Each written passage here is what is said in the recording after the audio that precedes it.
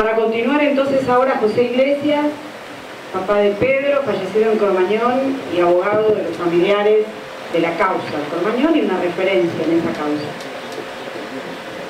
Bueno, muchas gracias. Mientras escuchaba lo que ponían aquí los compañeros, varias veces me replanteé qué decir. Incluso me replanteé por qué estoy acá, ¿no? En todo caso, creo que estoy como testigo de algo que pasó durante muchos años, y lo que me parece que es importante de ese testimonio es quizás no hacer una historia de anécdotas, que tengo, se imaginarán cuántas. Alguna vez entre los familiares nos juntábamos todos los sábados a escribir un libro de memorias, porque vimos desnuda a la clase política durante varios años y creímos que esas experiencias debían quedar escritas. Después nos dio el cuero, nos fuimos quebrando, porque no es gratis hacer esto, recordar, y el libro quedó grabado. Algún día lo retomaremos, pero quizás no es esto lo importante. Me parece que lo importante es reflejar qué buscamos nosotros, qué obtuvimos y dónde estamos. Y cuando llegue a este final, quizás lo mío no sea muy optimista. Yo el 1 de enero del año 2005 era un padre que había perdido un hijo, que además era abogado, que se encontró de repente, después de haber reputeado toda la noche con infinidad de personas, con que le faltaba el hijo y encima le habían perdido su cuerpo. Y a los 2 días tenía la foto de mi hijo en el pecho. Lo primero que me surgió en esos días fue algo, me empezaron a pasar un montón de cosas. Creo que de las primeras personas que conocí fue a los padres de Keynes, que estuvieron conmigo enfrente de la morgue. Obviamente se imaginarán ustedes que no tenía la conciencia de la continuidad que significaba Cromañón respecto de Keynes en esa noche. Después tomé esa conciencia. Lo que sí tenía conciencia es de que íbamos a tener que enfrentar a un montón de personas. Esa misma noche tuve esa conciencia. Tanto es así que cuando, después de haber enterrado a mi hijo, después de haber recuperado el cuerpo, de haber paseado por morgue, Chacarita, y qué sé yo, hice una lista de cosas que iba a hacer, y en esa lista había montones de cosas. Estaba el Poder Judicial, estaba la legislatura, había amparos, los locales de baile estaban cerrados por 15 días, me parecía un disparate, porque no estaban inspeccionados, entonces había que hacer un amparo para que los 15 días se prolongasen lo suficiente como para que cada uno de los locales fueran inspeccionados. A los 2 meses se iban a abrir los colegios, que estaban igual que los locales de baile, así que había que hacer un amparo por eso. Bueno, esa fue la tarea del primer mes, donde también hubo que enfrentar a la legislatura para que la pretensión altisonante de Aníbal Ibarra, cuyo primer acto público fue aparecer con los empresarios, se convirtiera en una necesidad de que diera explicaciones en la legislatura. La rosca en la legislatura, y convertir esa rosca en una comisión investigadora. Mientras tanto, pelear en tribunales con una jueza que había sido compañera de estudio de Aníbal Ibarra y que estaba anhelante de sobreseerlo.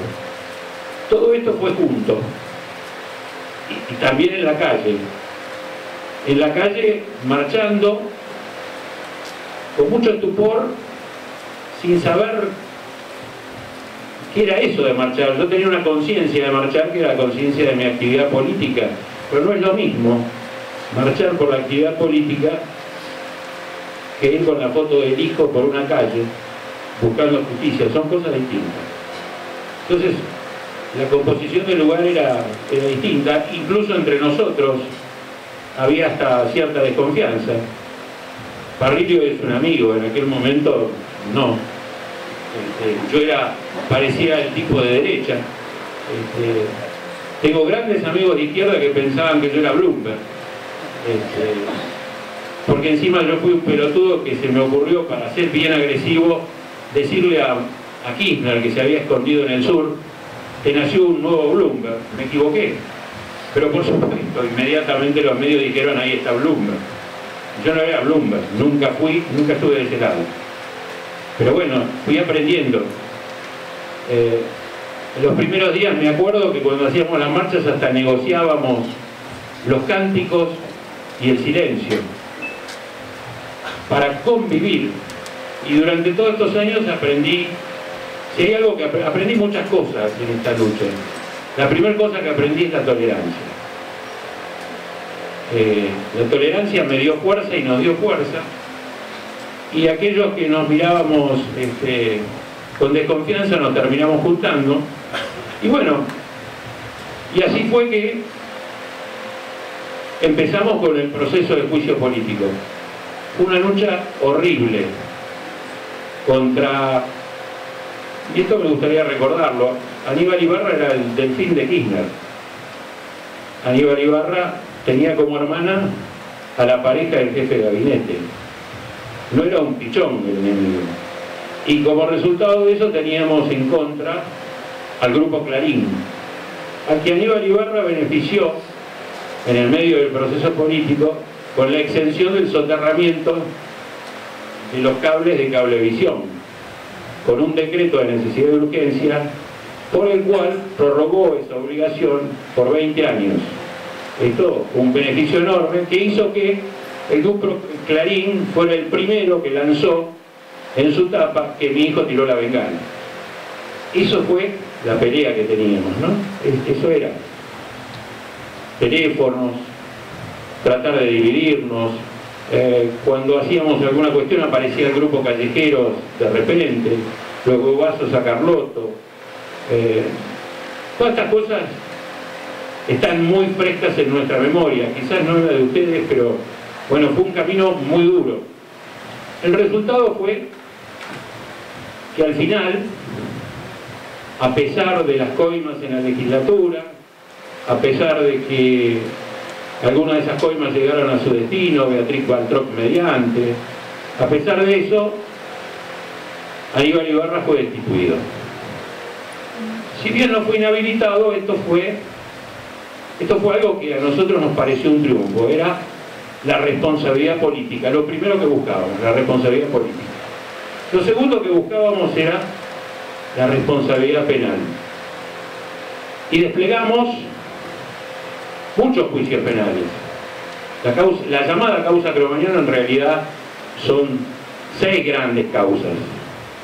Algunas quedaron en el camino en una historia que, bueno, forma parte de la historia del Poder Judicial, ¿no? De ese Poder Judicial que ustedes y yo conocemos. Y otras quedaron vivas. Bueno, el resultado de estas causas no es menor, sin duda. Hubo 3 juicios orales. La gente conoce el que tuvimos hace poco, la gente conoce el segundo juicio oral, pero todo esto empezó con un juicio oral a los bomberos en el año 2007, resultado de lo cual Cromañón dio lugar a 27 condenas, no a las que conocemos, no, 27. Es un número, sin duda que es un número. También perseguimos la responsabilidad administrativa. Esto quería decir que no solo hubiese condenas penales, sino que en las estructuras administrativas del gobierno de la ciudad de Buenos Aires, lo que ocurrió en Cromañón tuviese consecuencias. No podía ser ni que los inspectores que fueron a Cemento, ni los que no fueron a Cromañón, ni los jefes, no tuvieran ni siquiera un tirón de orejas. No puede ser que se tirasen documentos importantes en la noche del 2, 3 y 4 de enero al Río de la Plata, con testigos, y no hubiese habido un sumario administrativo. Logramos que se armase un sumario administrativo. No logramos, hasta hoy, hasta el día de hoy, que ese sumario tenga resolución. Eso lo hemos perseguido, porque nos parecía que era otra cara del tema.